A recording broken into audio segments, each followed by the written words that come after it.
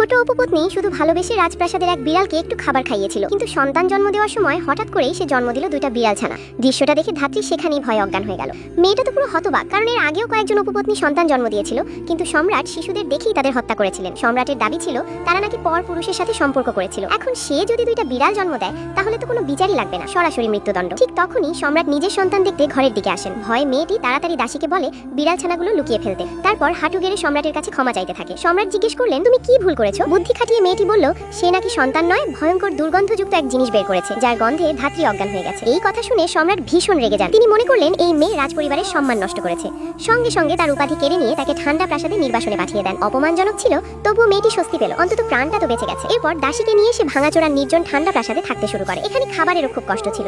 দাসী কষ্ট করে 2 বাটি পাতলা ভাতের পানি এনে বিড়াল ছানাগুলোকে খাওয়াতে চাইল, কিন্তু বিড়াল ছানারা শুকেই মুখ ফিরিয়ে নিল। তখন দাসী লজ্জা পেয়ে বলল, মালকিন, ওরা তো আপনারই সন্তান, আপনার দুধ খাইয়ে দেখুন। মেয়েটি খুব অস্বস্তিতে পড়লেও ভাবলো যেহেতু ওরা তারই সন্তান, তাই না খাইয়ে তো মরতে দিতে পারে না, তাই সে নিজের দুধ বের করে তাদের খাওয়ালো। অবাক করার মতো ব্যাপার, দুইটা বিড়াল ছানা সত্যিই খেতে শুরু করলো। এতে সে কিছুটা স্বস্তি পেল, কিন্তু তার মাথায় একটা প্রশ্নই ঘুরছিল, সে তো শুধু সম্রাটের সাথেই ছিল, তাহলে বিড়াল ছানা জন্মালো কিভাবে? ঠিক তখনই হঠাৎ অবিশ্বাস্য ঘটনা ঘটলো।